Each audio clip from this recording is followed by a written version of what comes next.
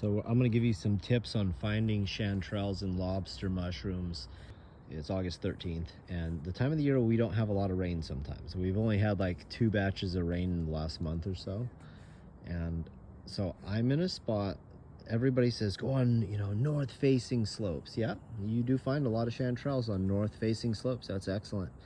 One thing you need to think though is they need something sustainable food, and they prefer conifers, Sitka spruce, Doug fir, and hemlocks in my particular area, or in the Newport area, Newport, Oregon.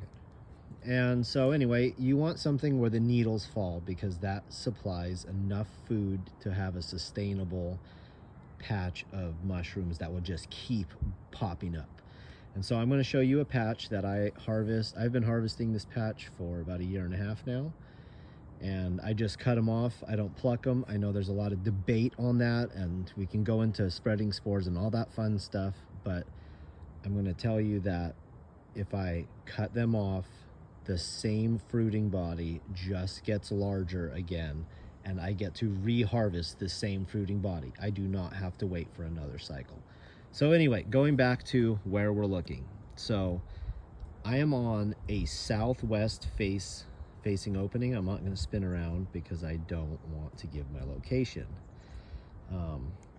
And I am under a large Sitka spruce.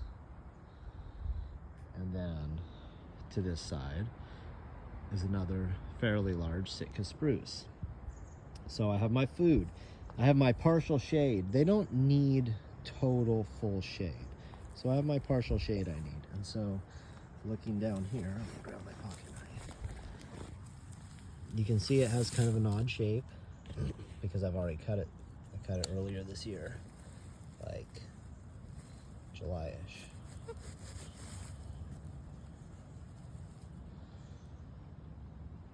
Chanterelle.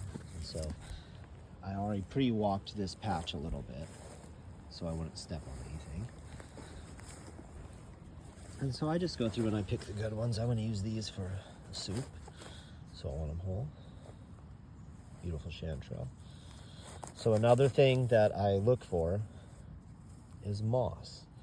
So they really like the moss. The moss gives them a spot to where the mycelium can flourish. If it's mossy, it usually has enough moisture for a mushroom. And when it's mossy, it lets them grow up in the shade, amount of shade. See, that has a little bit of darkness on it. I'll trim it, it'll be good.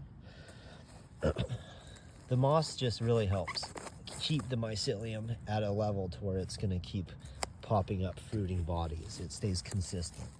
You really need consistent humidity. So when you're looking for your spot, I generally look for a southwest facing flat underneath the trees. And then if you can, just go, I am actually on the south side of this tree. And that's as far as I'm gonna pick today back, and then I step back to my zone.